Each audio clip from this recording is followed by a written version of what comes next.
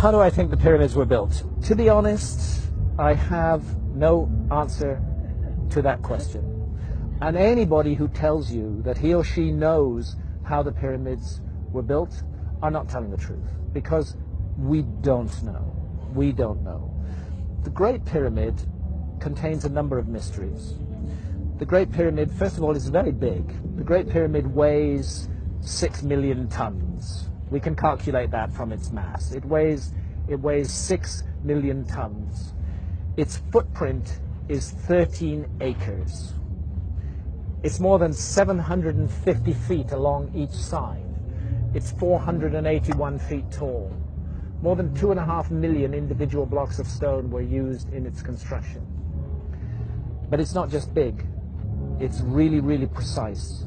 The Great Pyramid is locked in to the cardinal dimensions of our planet. The Great Pyramid is targeted on true north within 3/60ths of a single degree. Now, no modern builder would create a large building and add onto his or her shoulders the additional burden of aligning it to true north within a fraction of a single degree. They just wouldn't get it. They wouldn't understand why it was important to do that. But something drove the builders of the Great Pyramid to go to a very great additional trouble, not only to create this massive, imposing monument, but also to lock it on to true north. And then other things, to incorporate into its dimensions the dimensions of our planet. I don't want to get too numerical or possibly even boring here, but if you take the height of the Great Pyramid and multiply it by 43,200, you get the polar radius of the Earth. And if you measure the base perimeter of the Great Pyramid accurately and multiply that measurement by 43,200, you get the equatorial circumference of the Earth.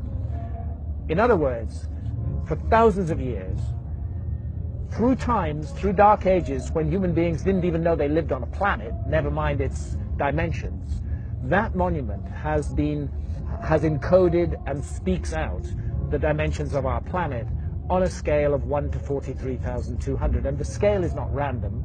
The number 43,200 is derived from a key motion of the Earth, which is called the precession of the Earth's axis. The Earth wobbles on its axis very slowly at the rate of 1 degree every 72 years. And 43,200 is a multiple of 72.